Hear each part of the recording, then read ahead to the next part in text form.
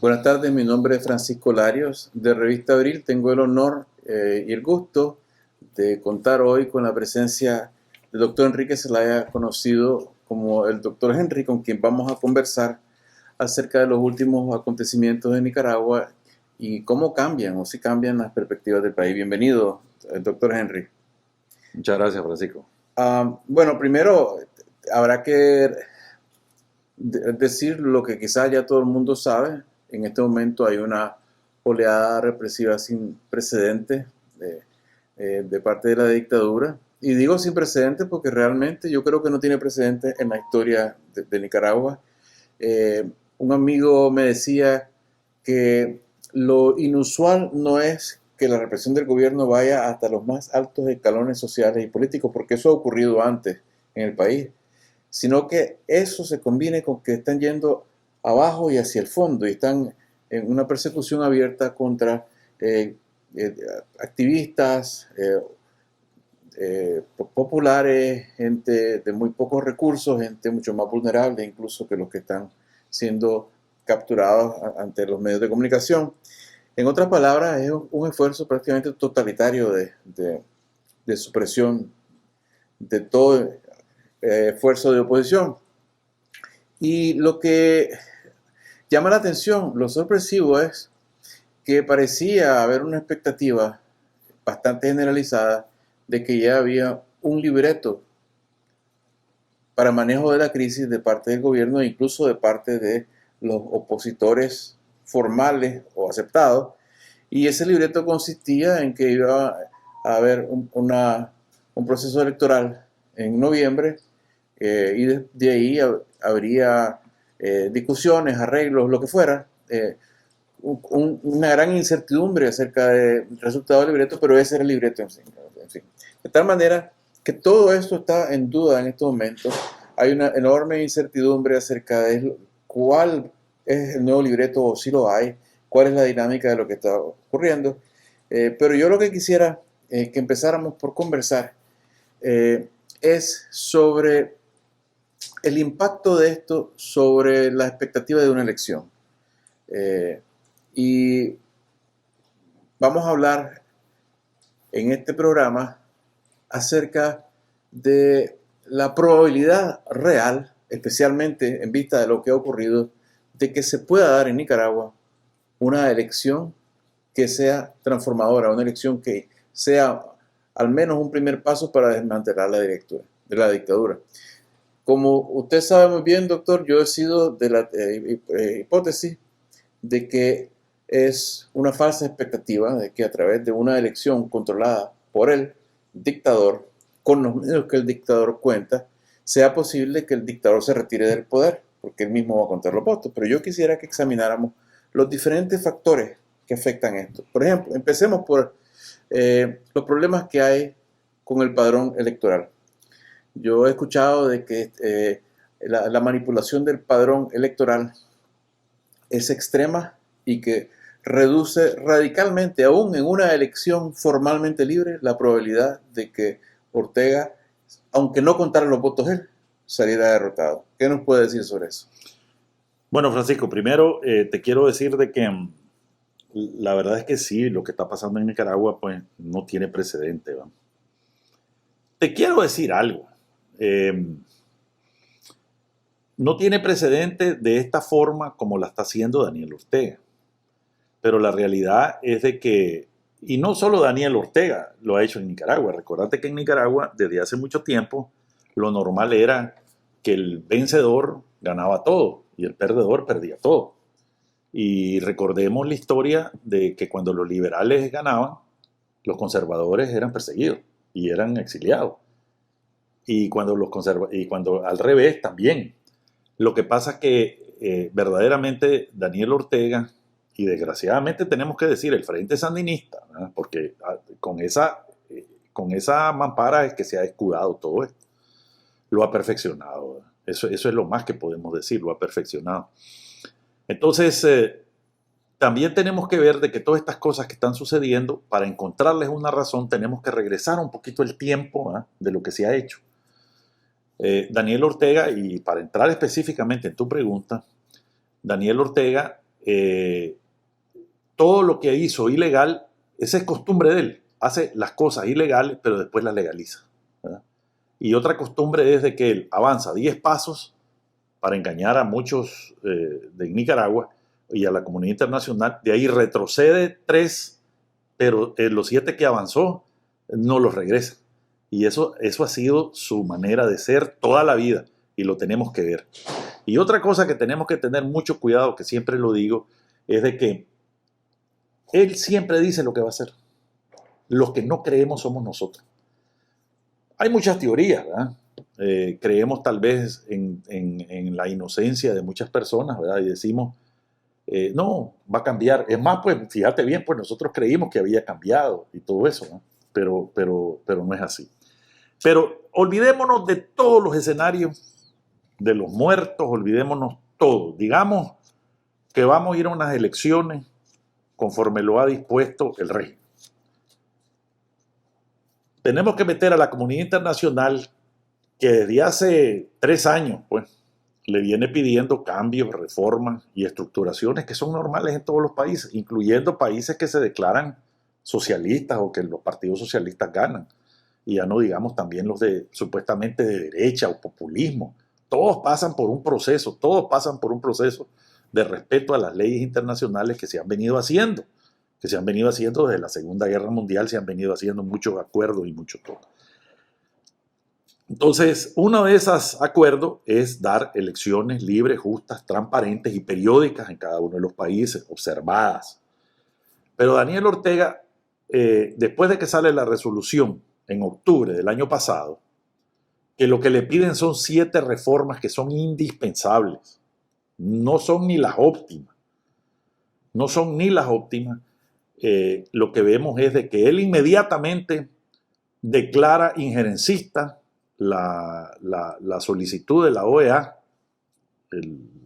lo que acordaron la OEA, y se niega a aceptarlo. Es más, comienza ya a través de la Asamblea Nacional a hacer una agente de leyes, que la primera es lo de los agentes extranjeros, lo cual dice que no puede, pues, obtener ningún financiamiento, a pesar de que él, cuando perdió en el 90, y quedó gobernando desde abajo, él lo reconoció públicamente, y es lo que te digo, él reconoció públicamente que Gaddafi, muchos árabes le dieron todo el dinero para desestabilizar el país, ¿verdad? Pero él niega esa petición. Segundo, me interesa lo de los agentes extranjeros, pero quisiera que lo tratáramos en detalle por separado. Yo quisiera hacerte una pregunta hipotética, regresando un poco a lo del padrón.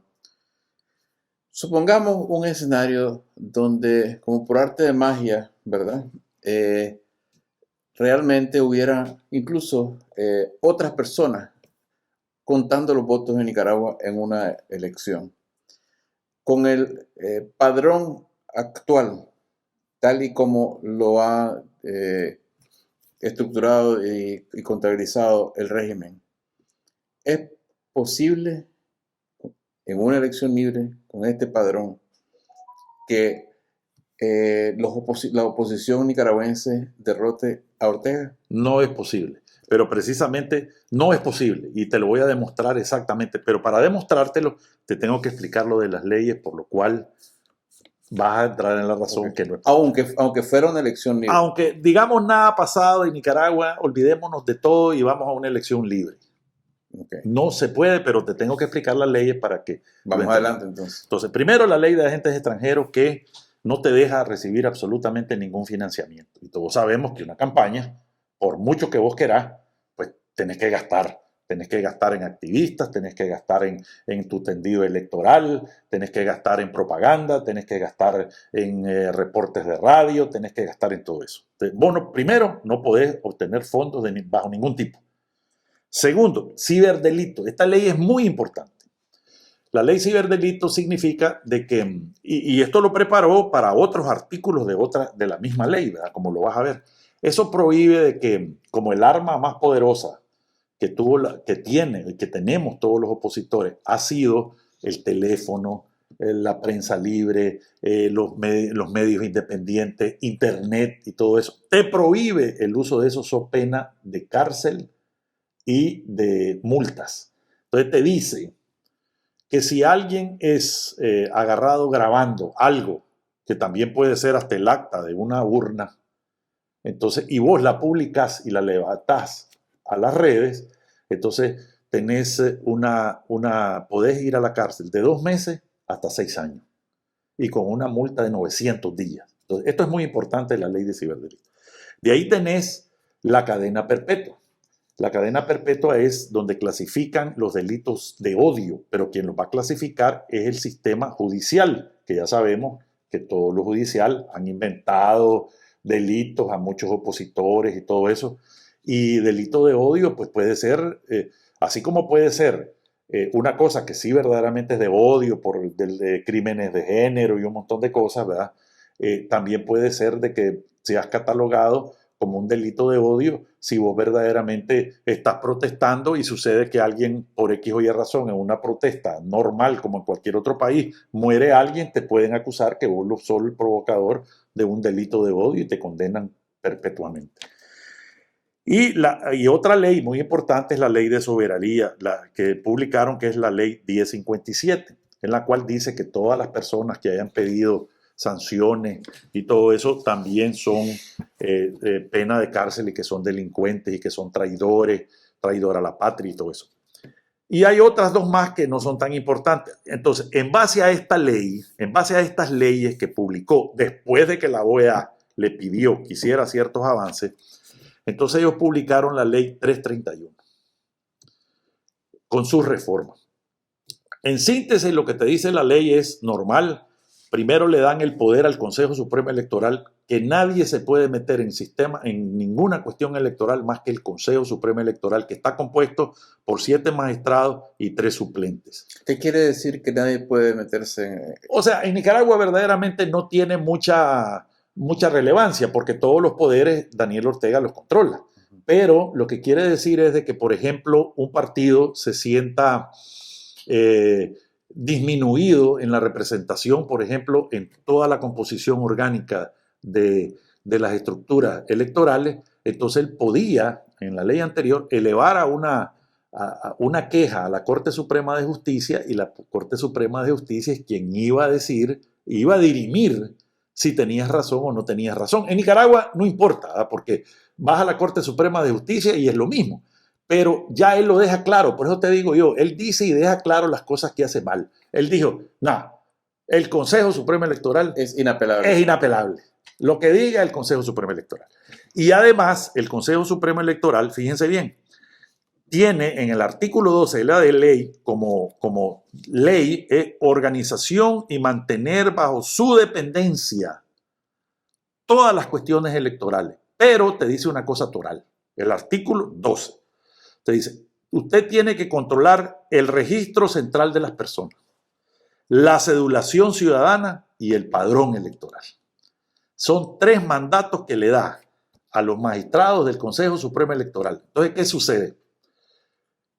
Una autoridad electoral tiene injerencia de las cédulas, tiene injerencia mayor que ningún otro poder, más que el judicial, y todo tiene sobre las cédulas, sobre la inscripción de los ciudadanos de Nicaragua en todos los registros del país, lo cual ya ellos anteriormente, ¿qué es lo que han hecho? Han cedulado personas que no deberían de votar, ya sea por su edad o ya sea porque son extranjeros. También se menciona que en esta ofensiva que metieron de los paramilitares hay más de 500,000 cubanos que los nacionalizaron. Esos están con cédula. También al controlar el registro central de las personas, se puede, y se ha dado, pues como lo han demostrado la prensa y todos lados, de que muchos estudiantes o jóvenes que son afines a la juventud sandinista tienen hasta 6 cédulas y pueden votar con 6 cédulas, ¿verdad? Quiero que vayan de eso bien. Ha habido fotos de todo tipo. Además, también ellos pueden decir, como ya hay inclusive pruebas, me acuerdo que hace 3 años o en 2 elecciones anteriores, solo en Ciuna habían más de 8,000 cédulas de opositores que nunca las entregaron, ¿verdad? Porque el Consejo Supremo Electoral es quien tiene el poder para darte tu cédula, a quién se la da y cuándo te la da.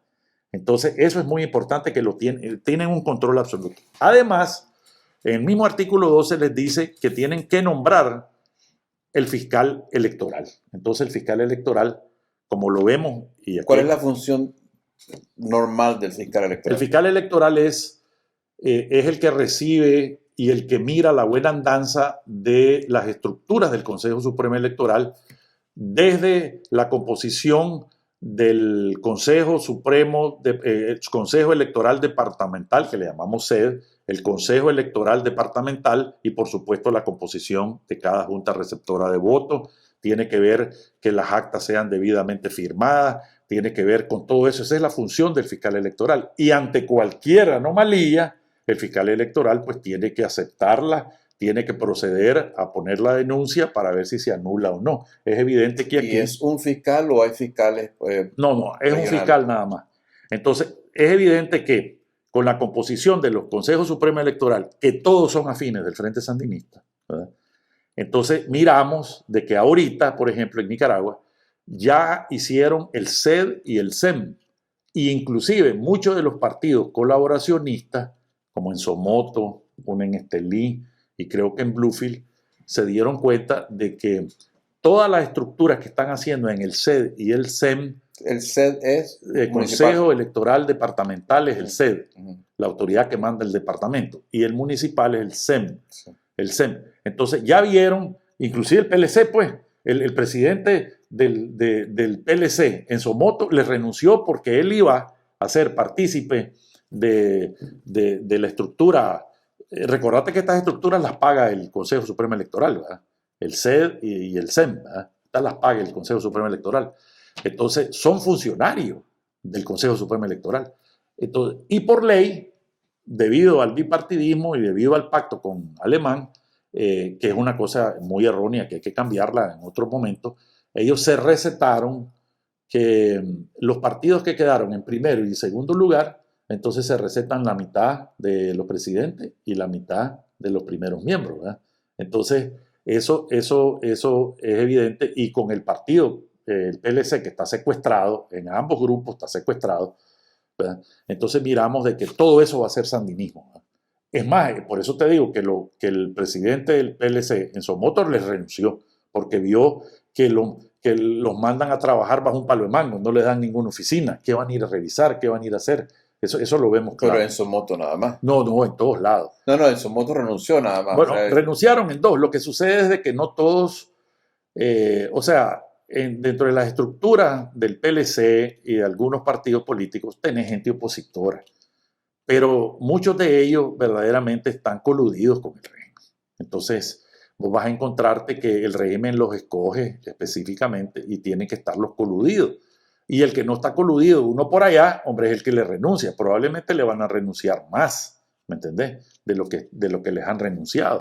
Pero recordate que la finalidad del régimen es que tiene que llegar con unos partidos, entre más partidos existan, va a ser mejor por ellos, porque lo que están buscando es la legitimidad de la comunidad internacional.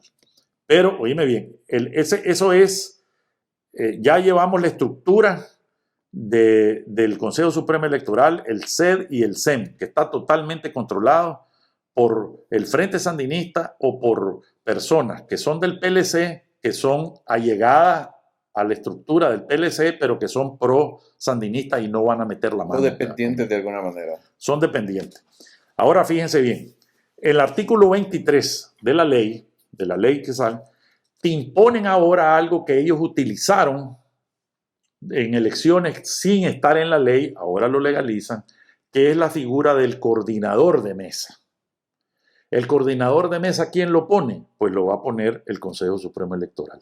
Y el Consejo Supremo Electoral, como está estructurado, que son los sandinistas o pro-sandinistas o ya pagados por el Frente Sandinista, es evidente que el coordinador va a ser también uno de sus masas que tiene el coordinador. ¿Y la función del coordinador? La función del coordinador es que cuando se abra cada urna electoral, contar que todos los presidentes, el primer miembro y el segundo miembro sean totalmente establecidos, los partidos políticos con sus fiscales, con su debida identificación, cosa que nosotros ya tenemos experiencia, que muchos de nuestros fiscales opositores en otras elecciones te entregaban las credenciales, por ejemplo, para la costa atlántica, 6 horas antes de la elección.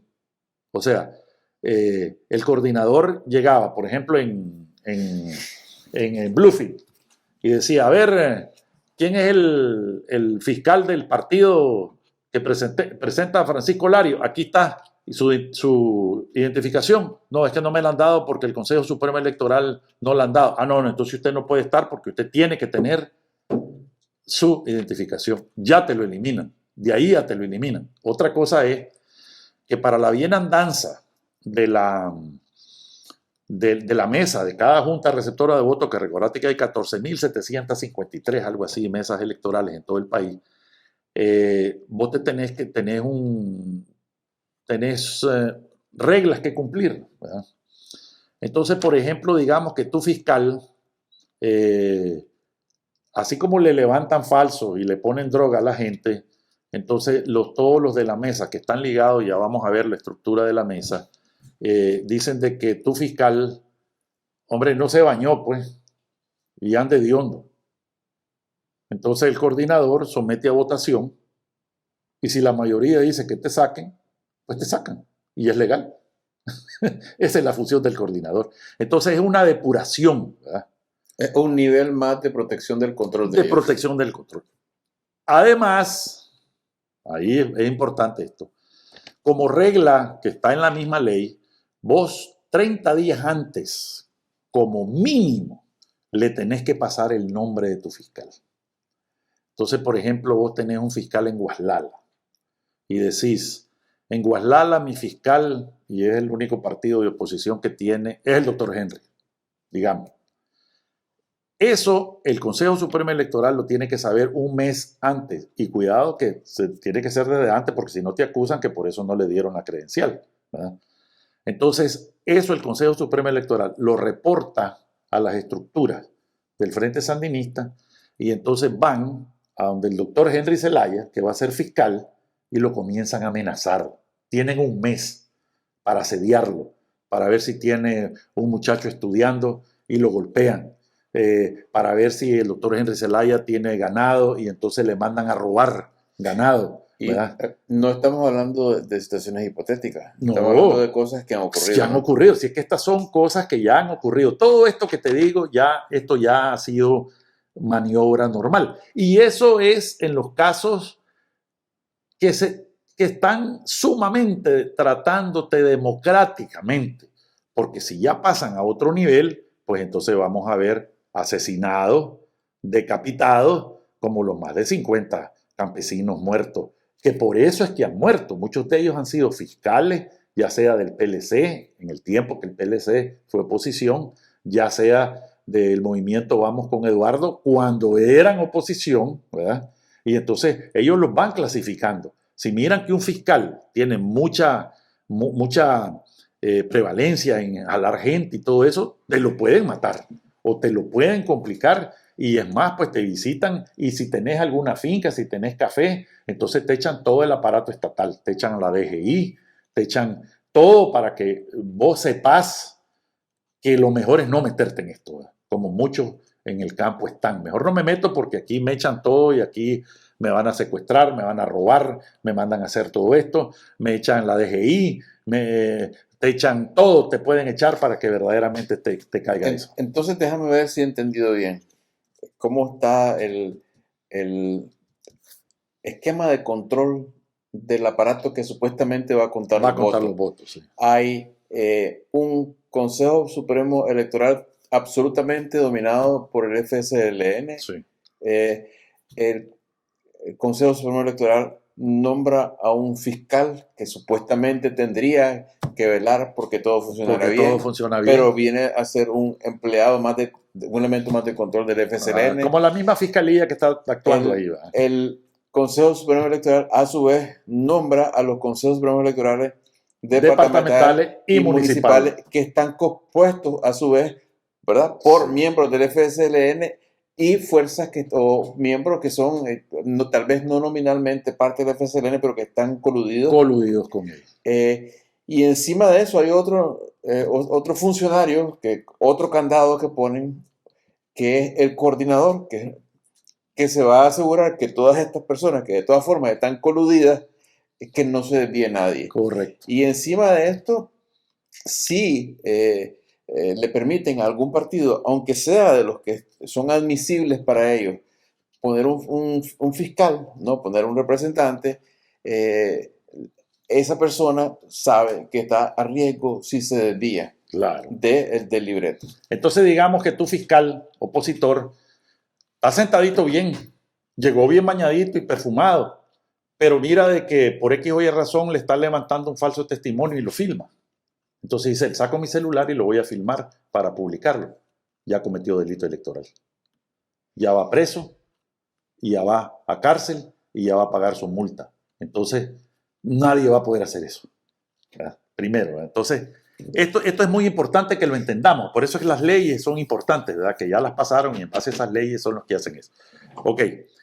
De ahí viene el artículo 62, lo cual es una hipocresía, pues. Dice, los partidos políticos, dice, no pueden, los partidos políticos pueden hacer proselitismo, pero proselitismo sin dinero, sin seguridad, sin los derechos humanos, con el peligro de la cadena perpetua y con la cadena de ciberdelitos. Vos haces una manifestación, por ejemplo, en San José Bocay, allá en Chinandega, en El Viejo, y tenés tu marcha, y venís vos y vas marchando y vas diciendo viva la libertad y viva la democracia y la bandera de Nicaragua, y te echan las turbas pagadas por el Frente Sandinista, vos no las podés filmar, porque cometés ciberdelito. Si vos respondés a pedradas, te echan preso porque entonces estás agrediendo físicamente, ¿verdad? Entonces, ¿qué proselitismo estamos hablando? Porque aquí en este caso, la policía le da el derecho, en la ley está, y en la ley está que la policía, tanto la policía electoral como la policía que va a estar fuera, tiene el deber de controlar la bienandanza de las elecciones.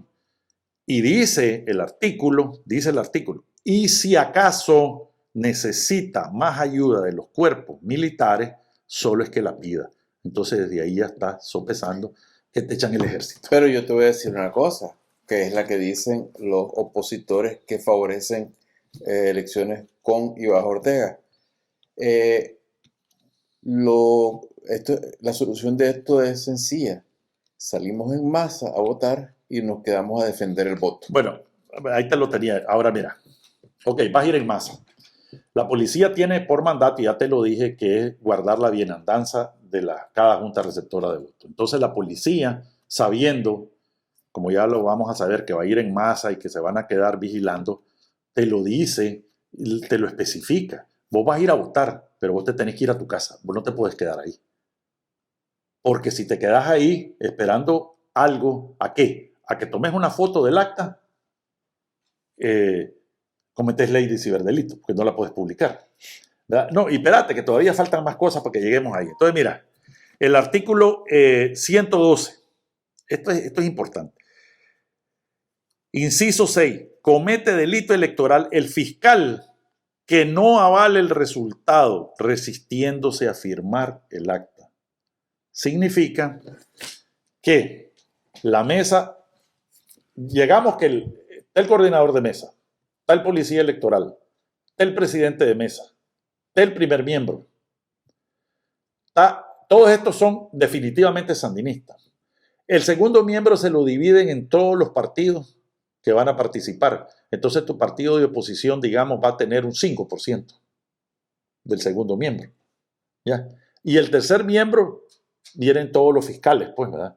Del Frente, del PLC, del APRE, del PLI, de C por L. Tenés 10. De los 10, 9 son sandinistas o pro-sandinistas. 9. Y esto es muy importante esto. Recordate que todo el mundo piensa que en Nicaragua todas las cosas las tenemos digitales. El 80% de las actas, más, no son digitales, son con papel pasante. Entonces, tu fiscal es el último. Explícanos esa parte. Yo llego a votar. Sí. No, deposito mi voto, pero ¿el acta en qué consiste? El acta consiste cuando se cierra la votación, entonces comienzan a contar los votos. Bueno, primero, la mesa está establecida y entonces, por ejemplo, todo tiene que ser por aprobación de los de la mesa. Entonces, digamos, por ejemplo, que llegás vos, presentás tu cédula. No hemos caído al padrón, ¿verdad? Estamos hablando, esto es muy importante. No hemos caído al padrón. Entonces, vos vas ahí, te mirás que estás en el padrón activo y vos te sometés a votación. Entonces, ya te pasan, te dan la boleta, firmás, te manchan el dedo con la tinta, ¿verdad? Supuestamente como debe de ser. Pero como 9 son sandinistas, entonces te pueden aceptar a alguien y no le manchan el dedo. Y vos lo que tenés que hacer es alegar, impugnar. Pero el fiscal, el coordinador de mesa, ahí mismo, no es válido. No da lugar. No da lugar. Ahí mismo, no tienen que ir a Managua. Los fraudes desde hace 2 elecciones no se cometen en Managua. Se cometen en cada junta receptora de votos verificado por cada uno de los municipios. Eso es muy importante que lo sepamos. Los últimos 2 fraudes, ellos tienen experiencia. Si, por ejemplo, que no sucede así, pues, pero digamos de que llega Juan Pérez en esta mesa, vota en la mañana, llega a mediodía con otra cédula y está en el padrón, vota, porque los 9 son sandinistas, y llega en la tarde y vota también, el mismo ciudadano con diferentes cédulas. Y si un fiscal se niega a validar eso, cometes delito electoral y ni siquiera Dios que lo filmé o que le tome foto. Si es que esto es preparado, esto es algo, esto no lo hizo ningún baboso, este es un hombre que, este es un team que lo hizo todo paso a paso, bien estructurado, ¿verdad? Le decís que defiendan bueno, llegás al acta, entonces los cuentan, tanto el frente, tanto esto, tanto lo otro, entonces hacen el acta, fulano es tal, el representante de la mesa tal, coordinador de la mesa, declara que el Frente Sandinista obtuvo, digamos que sacaste en cada urna electoral más o menos son 400 votos, pero como ya lo hemos visto en elecciones anteriores, que hay mesas que han reportado 1000, cosa que es contra la ley, ¿verdad? ¿Por qué? Porque, por ejemplo, el Frente Sandinista, digamos, sacó 2 votos, pues le agregan un 100, sacó 1002. Y lo importante de esto es la copia que le queda a la mesa, la copia que le queda al presidente. Tu copia de tu fiscal va a ser la 10ª y lo más seguro es que ni se va a leer, porque como es con papel pasante, entonces ni siquiera va a leer. Entonces tu fiscal ni siquiera va a obtener una copia donde diga. Ni que quisiera presentar evidencia puede. No, y ni que se la den, tampoco la puede presentar. Y si no firme el acta, comete delito electoral. Artículo 112. Comete delito electoral el fiscal que no avale el resultado resistiéndose a firmar. O sea, más claro que eso no hay. Ya, te lo deja clarito. Entonces, terminó la mesa, no vas a obtener absolutamente ni siquiera las actas. El que promueva de que sale tu fiscal y te dice, se robaron la mesa, y vos te levantaste a pelear y reclamar el acta, pues estará la policía autorizada para hacer lo que sea, y ya sabemos lo que es capaz la policía. Y si acaso son algo desbordante, pues entonces tiene toditita la facultad para llamar al ejército nicaragüense. Entonces, esas cosas las tenemos que tener bien claras. Hay otro detalle.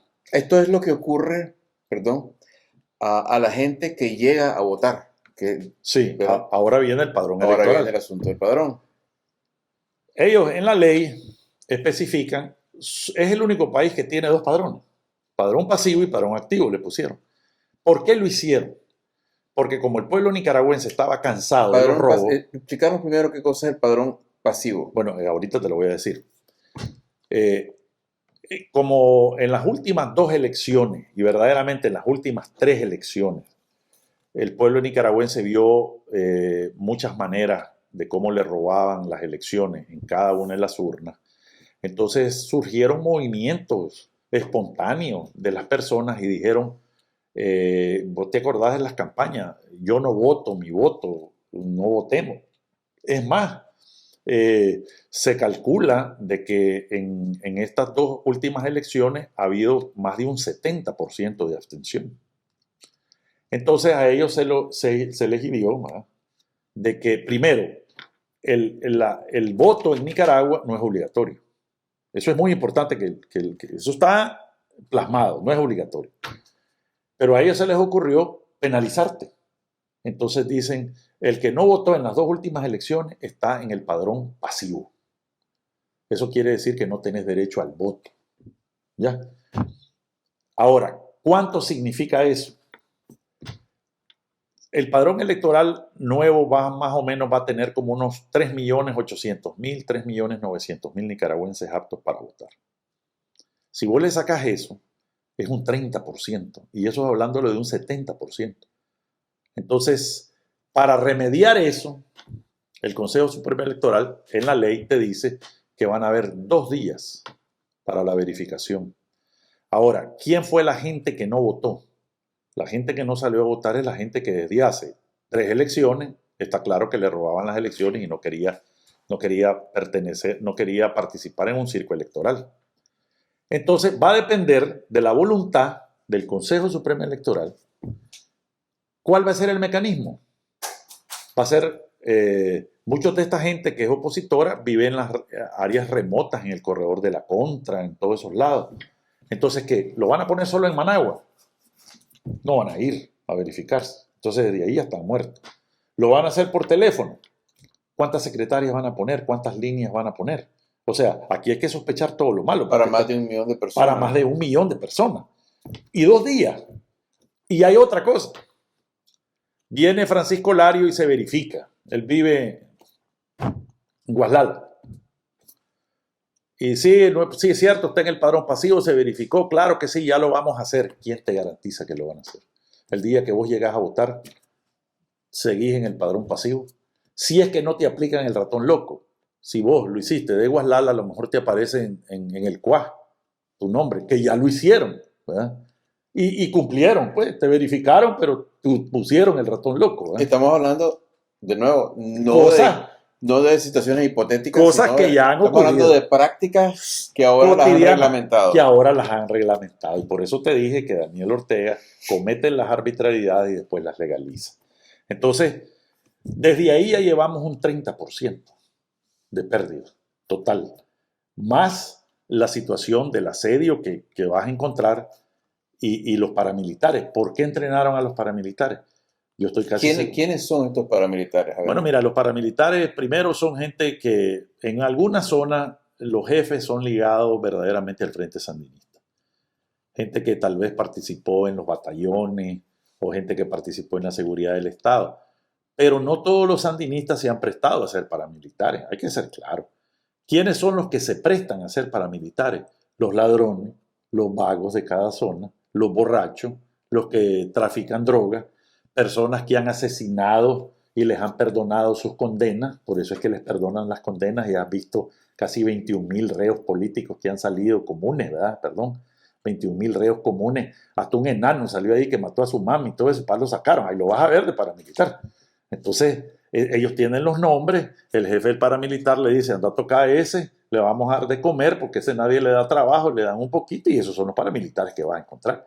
O sea, no todos van a ser simpatizantes del Frente Sandinista, todos los que son una manada de vagos, como cuando, yo no sé si te acordás, cuando hacíamos las marchas de los miércoles de protesta, sí.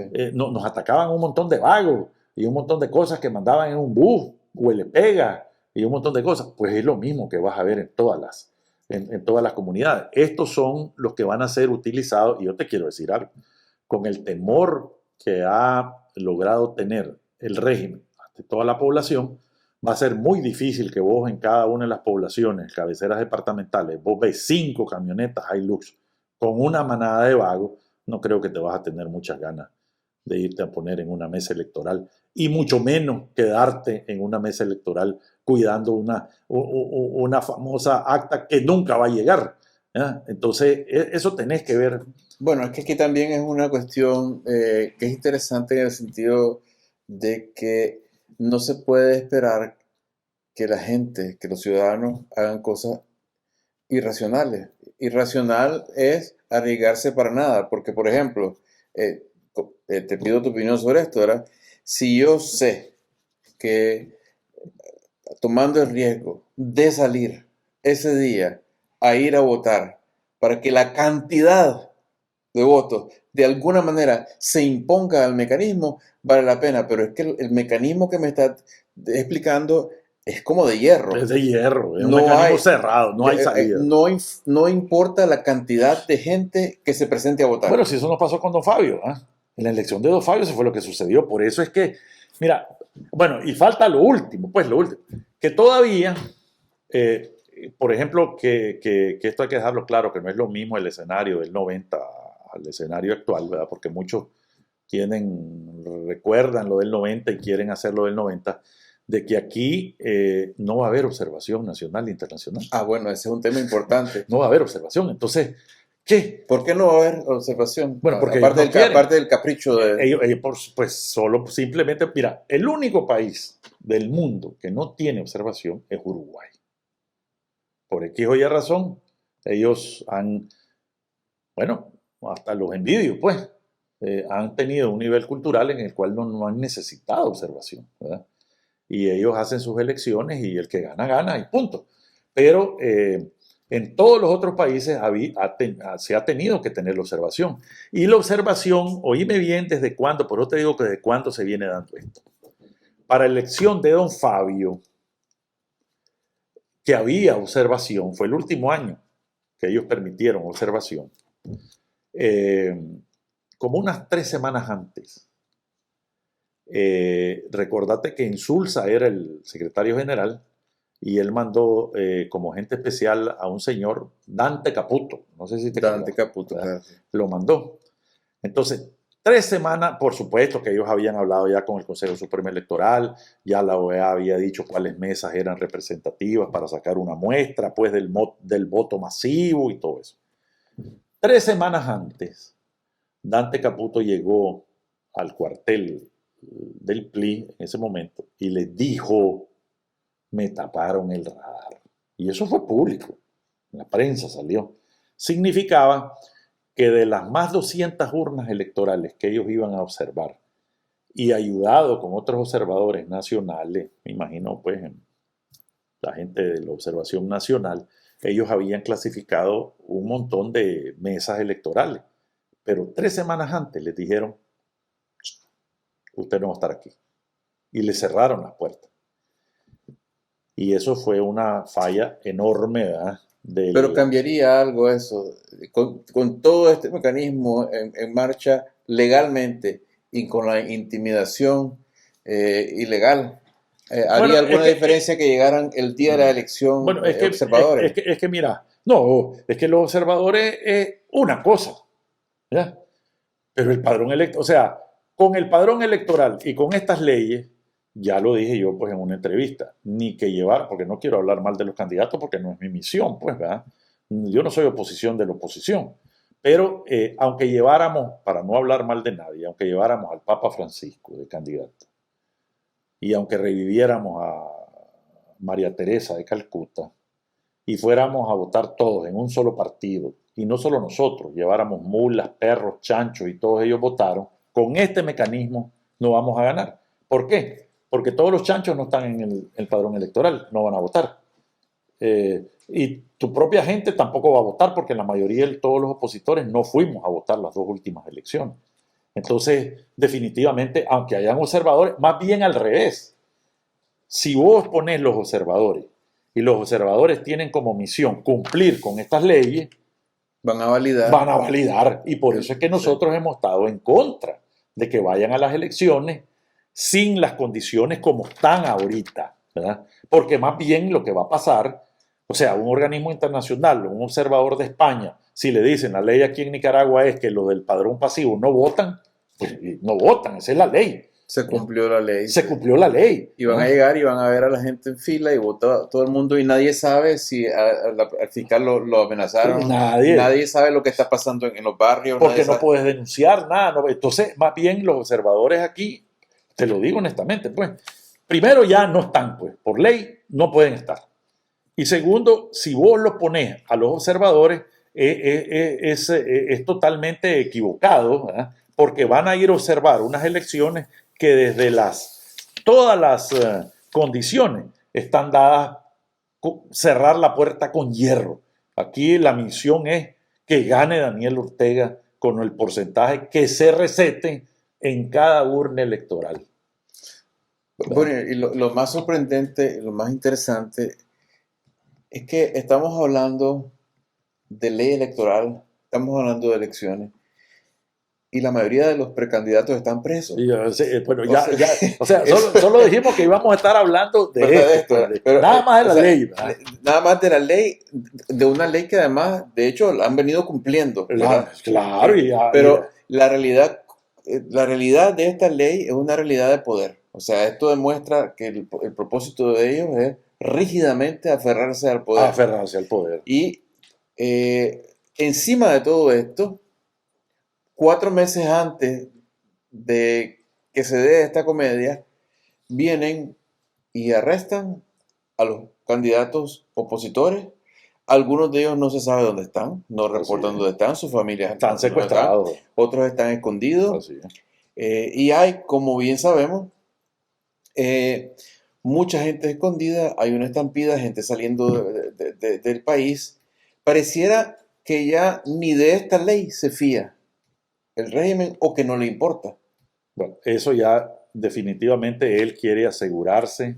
Yo no sé hasta dónde va a llegar, ¿verdad? Te lo digo honestamente, ¿verdad? Pero él a fuerza quiere asegurarse que si acaso él va a permitir las elecciones, él va a ser el candidato ganador, por supuesto, y por una gran mayoría, ¿verdad? Para mantener, como lo hicieron en las 2 últimas elecciones, pues. Y definitivamente todo lo que es el cuadro, porque unas elecciones como tales, ¿verdad? Por supuesto que se basan en la ley, pero requieren de otra cosa, un clima de confianza, un clima de seguridad, un clima de respeto a las diferentes posiciones políticas, porque para eso son unas elecciones, ¿verdad? Entonces yo verdaderamente creo que en el fondo Daniel Ortega lo que quiere es lo que siempre dijo. Vamos a lo que siempre dijo. Él dijo que admiraba las elecciones en Cuba. Y entonces, él dice que no está de acuerdo con la existencia de varios partidos. No está de acuerdo con él. O sea, él lo ha dicho, si es que lo ha dicho múltiples veces. O sea, esto no es nuevo, y te repito, él lo dice, pero las personas que lo escuchamos o que lo escuchan no interiorizan lo que él verdaderamente dice que quiere ser. Y él lo que quiere ser, él quiere repetir lo de Cuba, él admira un sistema como Corea del Norte, él todavía sigue admirando y se quedó congelado en el discurso de los 80, en una guerra fría, que si te pones a ver, ¿qué ganamos nosotros con una pobreza y con un nivel cultural y con un atraso que tenemos de todo tipo? ¿Qué ganamos nosotros con pelear con Rusia o con pelear con los Estados Unidos? ¿Qué ganamos? ¿Qué podemos ganar? No vamos a ganar nada. Pero él, desgraciadamente, creo yo que la realidad es de que él ya sabe, o sea, para él fue una ganga en el 90, ¿verdad? Porque desde el 90 verdaderamente lo debimos haber por lo menos mencionado como un criminal, que es lo que es, y desgraciadamente pues el protocolo de transición, desgraciadamente la política de doña Violeta de perdón y olvido, inclusive hasta con la muerte de su marido, pues, ¿verdad? Creo que eso nos ocasionó un problema y los cuales vuelven a regresar, ¿verdad? Los mismos que hicieron la destrucción del país en los años 80, ¿verdad? Entonces, creo yo de que él ya tiene unos tantos crímenes acumulados y con la experiencia de lo que le sucedió a varios dictadores, ¿verdad?, de derecha en América Latina, él tiene pánico, ¿verdad?, de que sea encarcelado, que lo merece, pues, ¿verdad? Que sea confiscado todos los bienes que se ha robado, que dicho sea de paso, nos ha pasado casi al presupuesto nacional, casi nos ha pasado todos los 4.000 y pico millones de dólares de la ayuda venezolana que están en manos privadas, en gente que está cercana a él. ¿verdad? Ese es otro tema ¿Verdad? importantísimo en el caso Pero eso es lo que de está Nicaragua. evitando él, ¿verdad? Eso es lo que está evitando él. ¿Verdad? Sí. Bueno, yo creo que para cerrar, ¿verdad? Yo creo que este es un punto muy importante porque con todas las idas y vueltas y todas las maniobras tácticas del régimen y de los otros poderes, actores fácticos de esto, ¿no?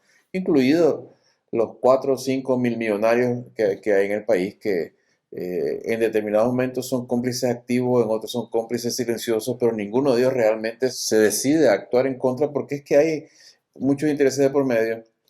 Eh, eh, Pasan muchas cosas, hay mucho ruido, muchas triquitracas, pero en el fondo el problema es, creo yo, el que ha señalado, que es que no solo es que Daniel Ortega y Rosario Murillo tengan amor por el poder y se aferren al poder, es que a estas alturas no pueden dejar el poder, porque se juegan todo, se pueden estar jugando la vida.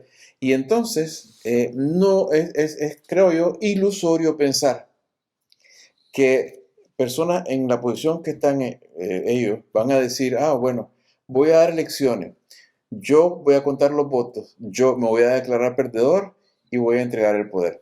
¿Alguien puede creer eso? Eso es ilusorio. Y te cuento algo más. Eso es lo que nosotros conocemos y esa es la punta del iceberg. ¿Ya? ¿Pero por qué? Porque ¿Por qué se cree eso? Porque aquí hay organizaciones de narcotráfico, de cuestiones de armas, o sea, tantas cosas que pasan en el mundo que estate claro que Nicaragua juega un papel importante, pues, ¿ya?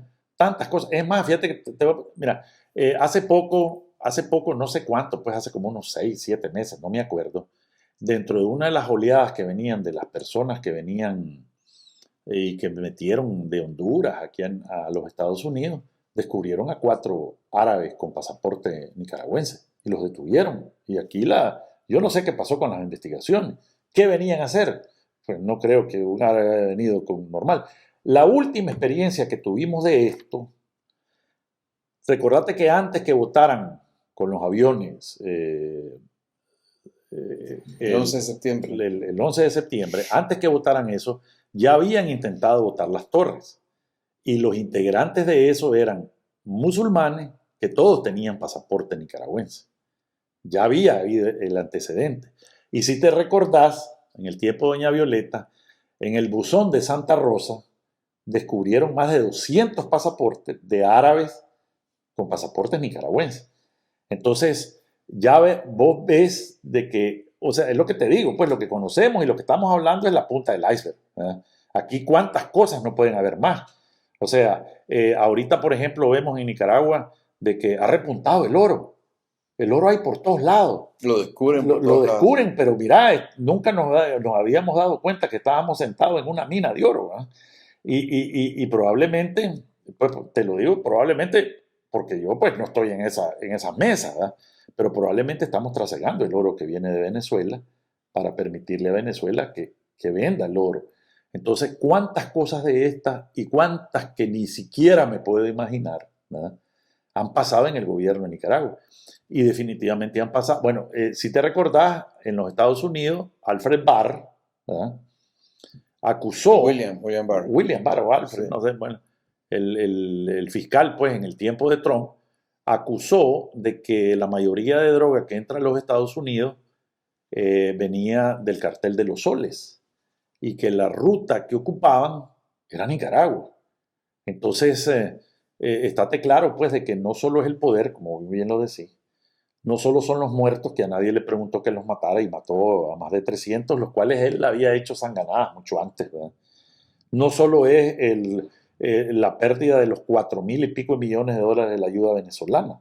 Aquí hay un montón de factores que ni me imagino, hermano, porque nunca he estado yo en esa posición con el poder que tiene. Al perder la institucionalidad del país, él controló todo eso.